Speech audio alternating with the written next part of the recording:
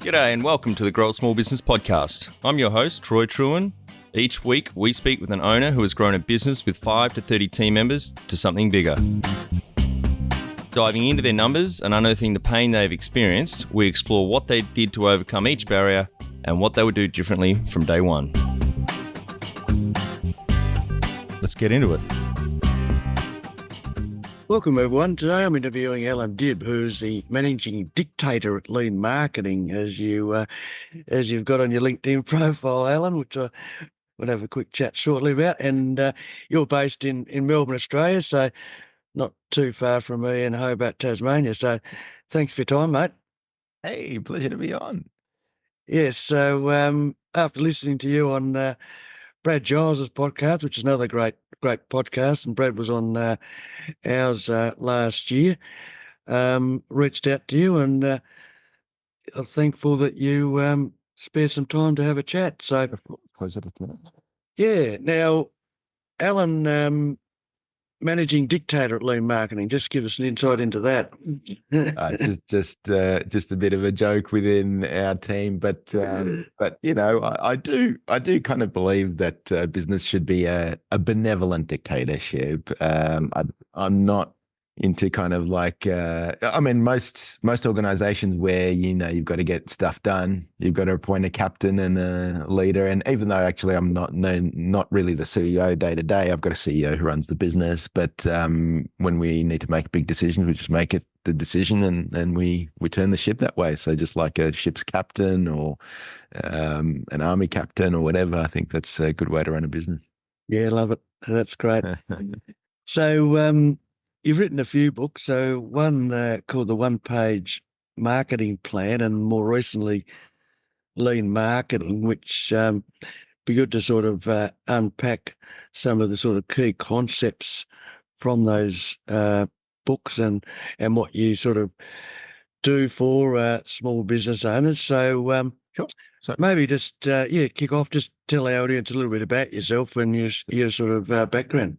Yeah, so this is the book, One-Page Marketing Plan, that I'm probably best known for. About a month or so ago, I released this book called Lean Marketing. Very proud of both books, but the One-Page Marketing Plan is really about helping people get clarity, helping people get structure, helping people put together a framework around marketing. And it's the marketing book I wish I had when I was first learning entrepreneurship and business, because I started business as a rebel without a clue, and as my mentor often said, and he was right. And I was trying to figure out, how do I get clients in the door? How do I get my message out there so that people understand my value and pay accordingly?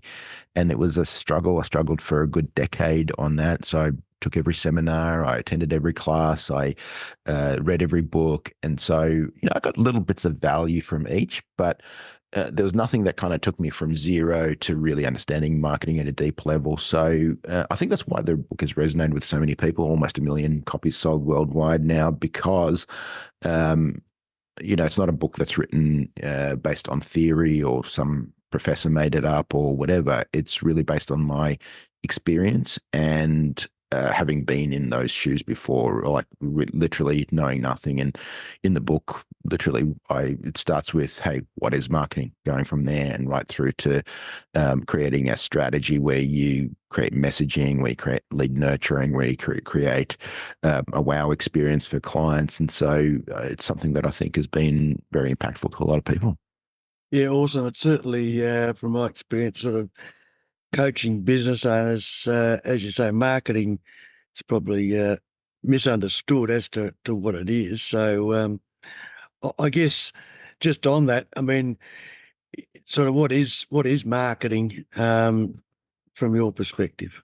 So, I mean, the short summary of it is really, it's the strategy that we use to get our ideal clients to know us, to like us, and to trust us. That's really what it's about. It's what's the plan that we're going to put together? Because most people, try to just wing it. And they're like, oh, let's try a bit of this, let's try a bit of that. Let's do some Google ads, let's revamp our website. And none of those things are bad things, but they're things that we need to put into a plan and a strategy and know why we're doing it, who are we going after, what's the message that's going to land with our audience. And then once we figure those things out, the tactical things then start to make sense. So that's my view, and that's really the kind of the point of the book, to really help you put your strategy together, to put your plan. Kind of, if we were building a house, we would put together a blueprint, right? So we would build the house before we build it. We don't just start laying bricks or digging a foundation. We would start trying to figure out, okay, we want a 4-bedroom house, we want a swimming pool, we want a balcony here, this is north facing, blah, blah, blah, all of that sort of stuff. So once we've got that down, then we start on the tactical stuff. So similarly, I think of marketing that way. We want to put our foundation in place. We want to figure out, where do we want to go? Who do we want to attract? What's the message that's going to land with those audiences? And then we'll start on the tactical stuff, the website, the paid ads and things like that. Yeah, it sounds very logical, and certainly, I guess, simply put, because I guess it sort of tends to be less confusing that way. And it is a sort of a similar approach with sort of strategy and business planning that that we undertake, and to your point, put the foundations in place. So just on that, how important is having a business strategy and plan when it comes to a business owner putting together their marketing plan? Yeah, I think it's pretty key. Look, you can have some random acts of success or whatever. You can throw things against the wall, see what sticks. But I think of it as like the map. If you're in unknown territory, you really need a map. And for most business owners and entrepreneurs, marketing is unknown territory. They're not marketing experts. They don't know it well. So having a map, having a plan of action, and an idea about where they are and where they want to go is extremely valuable. And not only for them, for their team as well. So the team is all rowing in the same direction, so that they're working with their vendors. So if you start working with an agency or a external consultant or whatever, to say, hey, here's our plan. This is our target market. This is our messaging. This is the media we think that's going to reach that target market, and this is how we're going to nurture them. Then if everybody's on the same page, then we've got a much higher probability of success, which is what we want, because business is hard enough as it is without having, a lack of clarity. So about where we're going to go. And to your point, target market and understanding your target market is so critical. So have you got sort of direction within the marketing sort of plan and putting it together around target markets? I do. So I think of target markets in a multidimensional way. So a lot of people, when you say target market, they'll think something like, okay, dentists or doctors or lawyers or whatever, and that's okay. That's one way to slice up a target market. That's by industry or by vertical. But then there are psychographic factors. So there are demographic factors. So, for example, you might look at people who are divorced, or people who are of a certain age, or you might look at psychographic factors like people who are suffering anxiety, or who need help with procrastination. Or you might even look at trends. So what's trending at the moment? So, maybe medicinal cannabis, or secular spirituality, or whatever, or people who are clustered around a particular belief, so maybe people who care about the environment, or people who care about a certain faith or whatever. So there are multidimensional ways that you can slice up a market. But one of the things that I help clients go through is, if we literally exported a spreadsheet out of your accounting system or your CRM system or whatever else, if we exported that spreadsheet out and we listed all of your clients from best to worst, who are in those top 10% best clients? You'll find that they're clients who fun to work with, they pay on time, they don't complain about price, they're easy to work with. And then down the bottom, you'll find the clients that are the polar opposite of that. You'll find clients who are just not a good fit for what we do. They can't really afford you. They always complain about price, always want to speak to the CEO, difficult to work with, and you just don't look forward to working with them. So But when we look at where our energy goes, often it's those bottom 10 or 20% that are sucking all the energy, all the time, all your team's time, all your resources. And so if we got rid of those and if we focused all of our energy on best fit clients, then you're going to have a transformation of a business. Most businesses can double or triple without doing anything crazy just by refocusing on best fit clients.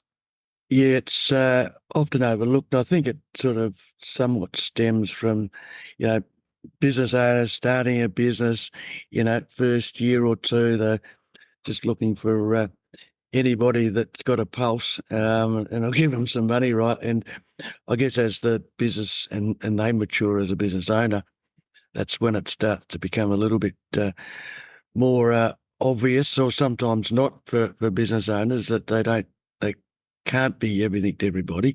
Yeah. So I guess that, like you're saying, that's where you need to start honing in on what your target market is. And I guess a target market that they value your products or services.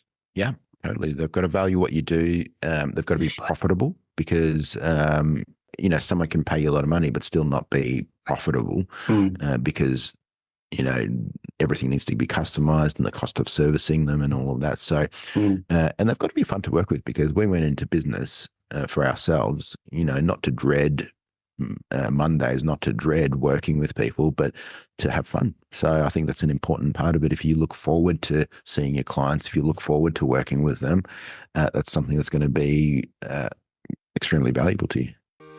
Do you need a guide on how to build your own money printing marketing machine? Do you feel like marketing is a mysterious art, only cracked by a chosen few? Fear not, we get it. Mastering marketing can be like taming a dragon. Download a copy of the Marketing Funding Flywheel ebook, which has 41 pages packed with over 50 tools and tips for your business. Let's get into it. Head to growasmallbusiness.com. We have plenty of resources waiting for you in the footer of our website. Yes, absolutely. Yeah, it's nothing worse than working with somebody you just dread and suck energy out of you, is it? I agree. Yeah. Within marketing, and I guess obviously having a target market's really important to be effective and efficient in many ways. And I guess just in the use of your marketing dollars, how important is then data in I guess, measuring performance? So I was saying you can't measure it, you can't manage it. And have you got any sort of insights or, I guess, recommendations for small business owners in that context? Yeah, I do. So a couple of things. With anything that's high stakes, we're going to first figure out the lay of the land. Where are we? So if you go to a doctor and have some sort of medical complaint or whatever, all right, let's take your pulse, let's take your blood pressure, let's do a blood test, see what the levels are and all of that. So metrics tell us, are we on track or are we off track? Same thing if you start working with a personal trainer. All right, let's lift these weights. Let's see if you can lift these. Okay, no, too heavy. We'll go lighter or whatever. We figure out where are we right now. So that's very, very important. And so metrics help us to tell us, are we on track or are we off track? And so that's really what we want. We want to see that we're moving in the right direction, where we're getting from where we are to a better place. So that's really, so metrics are critical for that. Now, there are a ton of different metrics that we can measure in marketing, and there are many that are helpful. So, there's close rates and click-through rates and, bounce rates and all of those sort of things. But there are two metrics above all other metrics that I care about the most. So the first is lifetime value. So what is the lifetime value of the client? So over the term of their average tenure with us, what's a client worth to us? So if we know that on average, across all of our clients, a client's worth $100,000 to us, then we know now we can spend maybe $30,000 or so to acquire a client. So and that brings us to our second metric. The most important metric is your cost of customer acquisition. So how much does it cost us to acquire a customer? And a lot of people try and scrimp and save, and they're trying to get that cost down as much as possible. And yes, you don't want to overspend on acquiring a client, but you want to have a lifetime value that's high enough that, you can spend a decent amount on acquiring a client and it be super profitable. So generally, as a rule of thumb, you want your cost of customer acquisition to be maybe not too much more than 30% of their lifetime value with you. So if you know a client's worth $100,000, then it's totally fine to spend $30,000 to acquire that client. So knowing those numbers, now with your ads guy, with your pay-per-click guy or girl or whatever, hey, we can spend this much to acquire a client, and if we're spending more, well, we've got to dial it down. If we're spending not enough, well, we can dial it back up. So that's a good indication. Those are the two really key metrics above all else that really matter the most. Yes. So can you just maybe unpack that a little bit more for some of our audience who may not have heard of those terms? And I guess lifetime value, if you say, maybe use an example of a service-based business with, a couple of hundred clients, how do they sort of measure that? Sure. So lifetime value is the amount of profit that you're going to make from a client over the average lifetime. So let's say, for example, just to use easy numbers, let's say on average you make about $1,000 profit from a client, from whatever the service that you deliver. And let's say on average that client, a client stays with you for 5 years. So their lifetime value with you will be $5,000.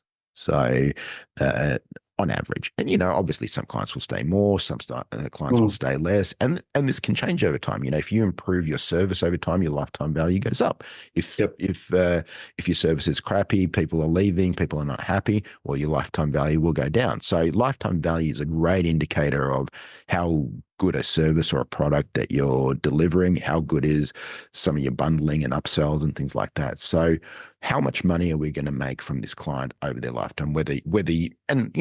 For some businesses, it can be really simple to calculate this because maybe they sell things just once. I don't recommend this necessarily, but some businesses just have one big sale and then they don't really get a lot of repeat business. Maybe they're selling some, I don't know, big piece of machinery or funeral services or whatever, right? So it's something that maybe doesn't have a big recurring component, but there can be a referral component which can be tied to that. But so whether or some businesses are subscription businesses, with maybe like an internet or telephone service or whatever, you pay every single month to get service, and on average you might stay for 5 years or 7 years or whatever it may be. So the profit that you make on average across your whole customer base, that's how we calculate lifetime value. And the cost of acquisition? The cost of acquisition is how much in variable expenses does it cost us to acquire a client. So, for example, your cost of acquiring a client might include things like your ad spend, money you spend on your sales team to acquire a client, credit card processing fees, or all of those sort of things. So how much does it cost us to acquire a client? How, in marketing, in sales, in ads? So we add up all the variable expenses. We exclude fixed expenses like rent and all of that. You're going to have that regardless. But like, what are the incremental expenses that we might incur in acquiring a client? So like I said, it would be ads, it would be your sales team, it would be your marketing team, it would be credit card processing fees. So all of those expenses, and we divide that across your customer base, and then we get to a figure that is your average cost of customer acquisition. Yeah, nice. So no doubt you unpack that in a bit more detail in your books.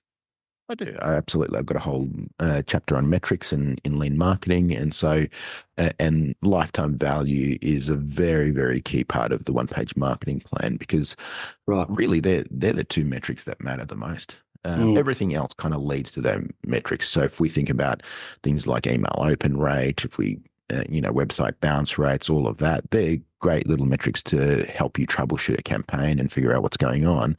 But what you really want to know is, what's my cost of customer acquisition, what's my lifetime value, and so on. Yeah, makes sense. So just going back to the target market, so, you know, business owners got clarity around their target market. Then from a marketing perspective, is it then, I guess, the messaging and how you message, if you like, to your target market is sort of then the next key piece?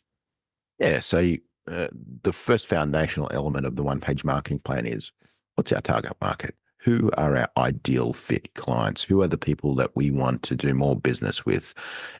So we want to really identify them, and we want to identify them in a way that it's super, super clear who they are. So if you describe to me your target market, then if I came across them in my daily going about my business, I'll be like, that's a perfect client, you know, for Mick. So you've got to go see Mick because you sound like a perfect client for him. So I should be able to recognize them on the street if I came across them. So because where people go wrong with target market, they say things like, it's women is my target market or whatever. Okay, great. Well, that's half the planet. So that's not someone that I can just say, great, you should go work with Mick. So so you've got to be super clear around that.